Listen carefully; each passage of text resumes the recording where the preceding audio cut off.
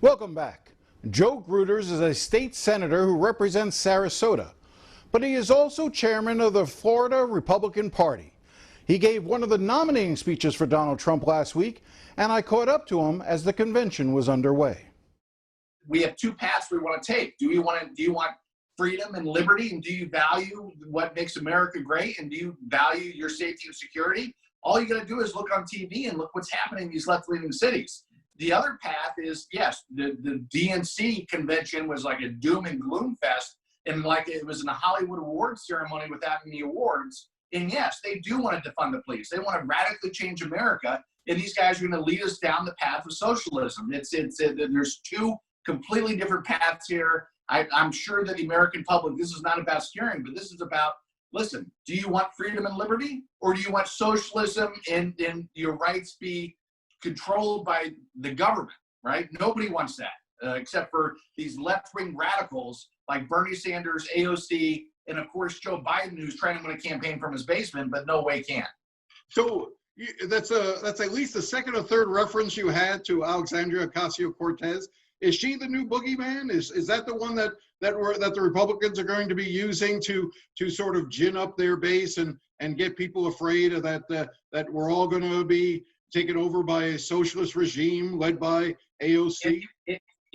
Well, it's reality. All you got to do is look and see what's happening to the Democrat Party. They're being led by the far left radicals, and that's who's in control of the party. And anybody that watches Joe Biden on TV knows that he barely knows what day it is. And obviously he is controlled and being pushed, and his agenda will turn into being one of the most radical agendas in the history of this country. You mentioned earlier the McCluskeys, the couple from St. Louis who gave their warning.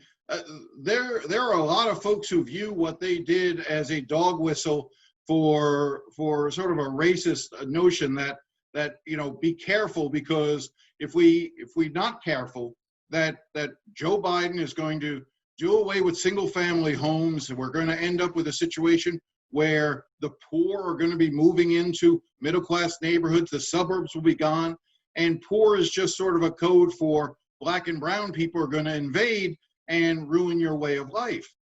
Is that really the message that the Republicans want to send? No, that's an insane theory.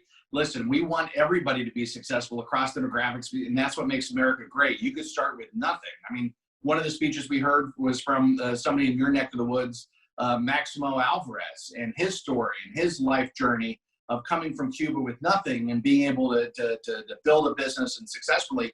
That's what makes America great, the ability to go from nothing to everything. That's why education, that equality of opportunity is so important. But when you start saying, okay, equality of results, it doesn't matter how hard you work, it doesn't matter what you do, everybody should be equal. And the McCloskeys, these guys, for them, listen, they're two Democrats. They're not on our team. They're Democrats. And here they are just trying to make sure that their house is protected.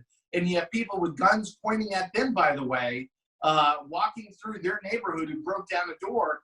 Wait a second. Who in the Black Lives? See, now you're maybe breaking news here, because I'm not aware of the Black Lives Matters protesters who were moving past their house to go to somewhere else were armed and pointing guns at them. I haven't seen that video. Is that video? There were multiple accounts where they had guns. There's pictures all over the place where they were pointed at the McCloskeys. And yes, the McCloskeys were standing their ground trying to protect their house. They shouldn't need to protect their house. The police should be there.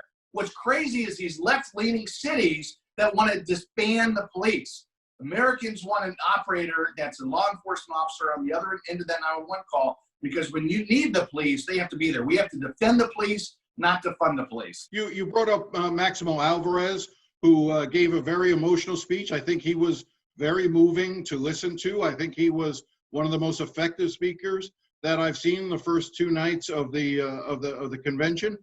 I'm curious, though. He came to this country, as you said, from Cuba. He came as part of Operation Pedro Pan, where we were accepting children, to come into this country.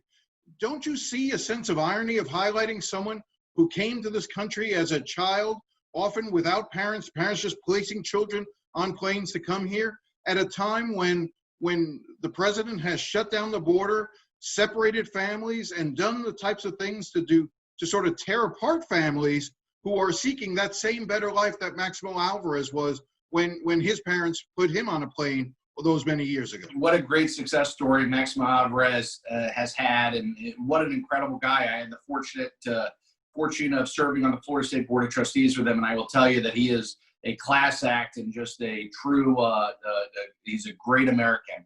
And in terms of Donald Trump, it was great to see the naturalization process happen where 5 new Americans took the oath last night. And that's what this is all about. We can't forget, sometimes as Americans, we take things for granted. The reason why we're fighting so hard and trying to make sure we remain a country that values freedom and liberty is because the people are fleeing these other countries for a reason. And most of the time it's because of socialism. And that's the path that these Democrats want to take you down. They're not hiding it. It's in the Green New Deal, it's in new taxes. They want to radicalize our country, and they want to make sure that it's equality of results, not equality of opportunity. But what makes America great is the fact that anybody, including somebody who came from nothing, who came with nothing on their back other than their shirt, but was able to work hard and with a little bit of luck was able to achieve that American dream. That's what this convention's about. It's about talking about the opportunity that Americans have here to be able to go out there and be successful in their lives with hard work.